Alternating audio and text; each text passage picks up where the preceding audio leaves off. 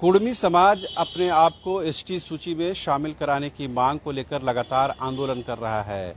पिछले 3 से 4 दिनों से लगातार जो ट्रेनों पर जो आवाजाही है वो प्रभावित हुई है। खासकर पश्चिम बंगाल और जमशेदपुर के इलाके में या यूँ कहें सरायकेला खरसावां के इलाके में, चाईबासा के इलाके में, इवन के रांची रेल मंडल में उन ट्रेनों की आवाजाही प्रभावित हुई है।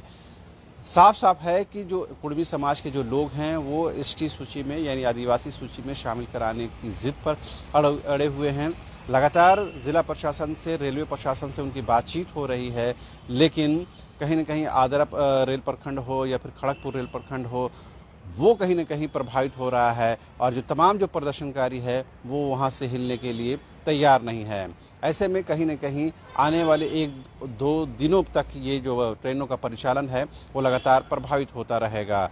अब बड़ा और अहम सवाल ये है कि आखिर इस वक्त कुड़मी समाज के लोग जो हैं आंदोलन करने के लिए क्यों मजबूर हुए हैं, क्यों विवश हुए हैं। आपको याद होगा कि पिछले दिनों ही जब रेल रोको आंदोलन किया गया था तो उसमें पश्चिम बंगाल, उड़ीसा और झारखंड के सीमाई क्षेत्र में ये प्रदर्शन शुरू किए गए थे, ट्रेनों की आवाजाही प्रभावित की गई थी। उसके बाद देश की राजधानी दिल्ली में संसद घेराव का कार्यक्रम बनाया गया था।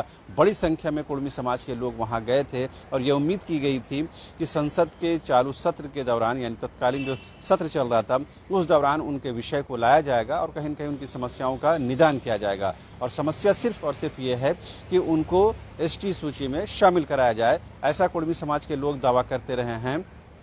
पहले से वो लोग एसटी सूची में शामिल थे लेकिन बाद में उनको हटा दिया गया, लिहाजा उनका हक और अधिकार फिर से वापस मिलना चाहिए। लेकिन झारखंड के संदर्भ में देखें और झारखंड की राजनीति के लिहाज से देखें तो ये बेहद संवेदनशील विषय हो जाता है, क्योंकि झारखंड के आदिवासी समाज के लोग इस बात का पुरजोर तरीके से विरोध कर रहे हैं कि कुड़मी को किसी भी सूरत में एसटी सूची में शामिल नहीं कराना चाहिए। अगर ऐसा होता है तो कहीं न कहीं आदिवासियों के हक और अधिकार मारे जाएंगे। लिहाजा जो लोग बाहर से एसटी सूची में शामिल होना चाहते हैं उनका वो लोग विरोध कर रहे हैं।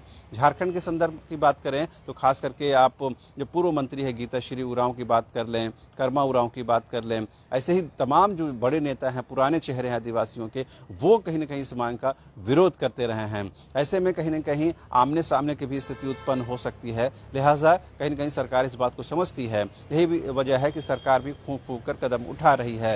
लेकिन सरकार शुरू से इस बात की हिमायती रही है कि कुड़मी समाज को उनका हक और अधिकार मिलना चाहिए। और झारखंड की राजनीति में अपना वर्चस्व चाहते हैं तो निश्चित तौर पर कुड़मी समाज को आपको लेकर चलना होगा। यही वजह है कि सरकार भी इस बात को भली भांति से समझती है।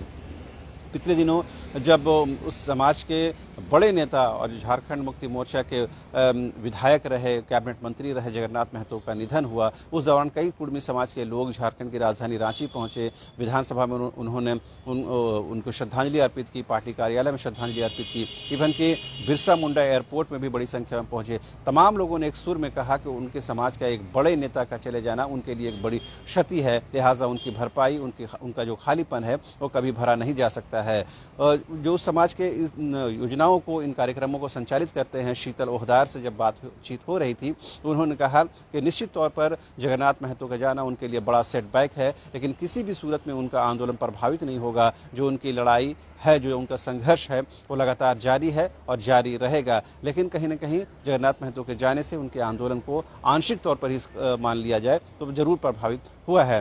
बहरहाल इस आंदोलन से कहीं न कहीं झारखंड की राजनीति भी प्रभावित है। यही वजह है कि प्रमुख विपक्षी पार्टी बीजेपी भी फूंक फूंक कर कदम उठा रही है। हालांकि स्टैंड की बात करें तो तमाम राजनीतिक दल जो हैं वो अपने लाभ और हानि को सामने रख करके इस विषय पर बोलना पसंद करते हैं। फिलहाल कुड़मी समाज के लोग सड़कों पर हैं। अब देखने वाली बात यह होती है क्या दिल्ली से उनके लिए कुछ खुशखबरी आती है, क्योंकि अल्टीमेटली ये जो फैसला है एसटी सूची में शामिल करने की जो बात है वो कहीं न कहीं केंद्र सरकार के हाथों ही होना है। लेकिन राज्य सरकार के माध्यम से वो बात पहुँचनी चाहिए, राज्य सरकारों का दबाव केंद्र सरकार पर होना चाहिए। यही कुड़मी समाज के लोग चाहते हैं। अब देखने वाली बात यह होती है कि केंद्र सरकार से कब हरी झंडी मिलती है और कुड़मी समाज को कब एसटी सूची में शामिल किया जाता है या नहीं किया जाता है। एक बात ज़रूर यहाँ समझने की ज़रूरत है कि झारखंड में 2024 में विधानसभा चुनाव है, उससे पहले पार्लियामेंट्री इलेक्शन है। लिहाजा अगर कुड़मी समाज का आंदोलन इसी तरह चलता रहा तो निश्चित तौर पर इसका राजनीतिक प्रभाव भी हमें देखने को मिलेगा।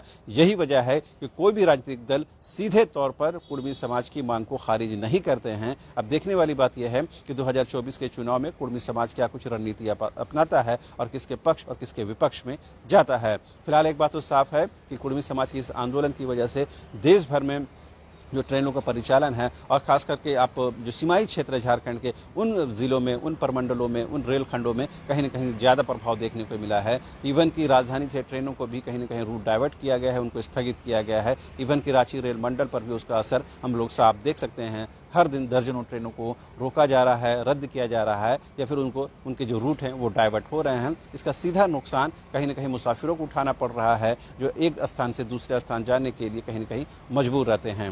फिलहाल आप देखते रहिए न्यूज़ बाइस्कोप। हमारी नज़र इस कुर्मी आंदोलन पर बनी रहेगी। जो भी इसके असरात, जो भी इसके प्रभाव सामने आएंगे, उससे हम आपको रूबरू कराते रहेंगे। धन्यवाद।